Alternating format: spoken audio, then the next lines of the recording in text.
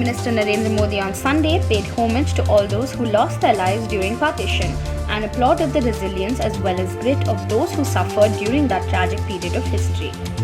Prime Minister Modi had announced last year that August 14th will be observed as Partition Horrors Remembrance Day, in memory of the struggles and sacrifices of people.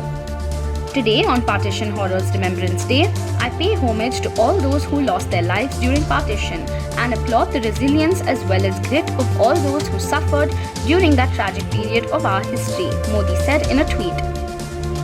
Pakistan was carved out as a separate country after the division of India by the British in 1947.